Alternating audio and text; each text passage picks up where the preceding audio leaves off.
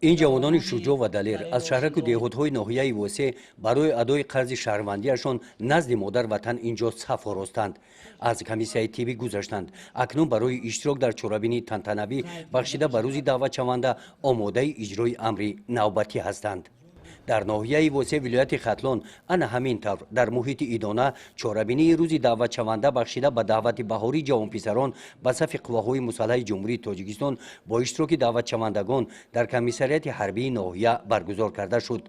با این مناسبت در جمع آمد تنتنوی رئیس ناحیه، مدیران بخش و شعبه‌های دستگاه رئیس ناحیه، رهبران مقامات‌های حفظ حقوق، رئیسان جماعت‌های شهرک و دهات و والدان دعوت شوندگان اشتراک نمودند.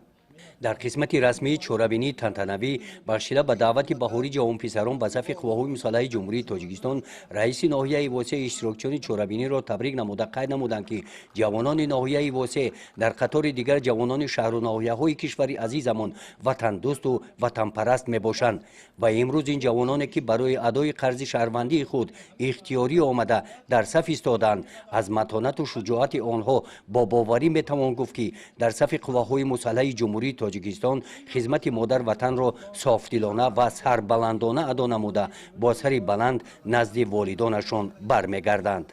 در ادامه سخن رئیس ناحیه واسه برای ادای قرض شهروندی خدمت در صف قواهای مسلح جمهوری تاجیکستان به دعوت شوندگان راه سفید آرزو کردند.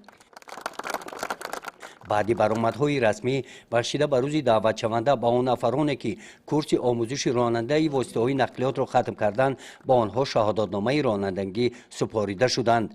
باید قید نمود که در دعوت بهاری در سمت ترغیب تربیت و تندرستی و دعوت جوانان به صف قواهای مسلح جمهوری تاجیکستان با تشکیل کارهای عامه‌فهمانی میان جوانان سهم بخش کار با جوانان و ورزش در ناحیه کلان می باشد.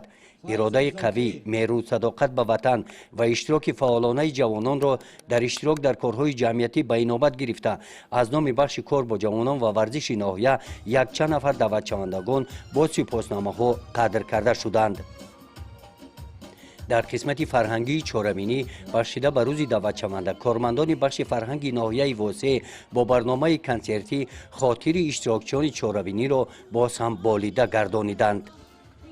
گزارش خواجه نظریف خدای نظر ظهروف از ناحیه واسه برای برنامه اطلاعاتی نوید.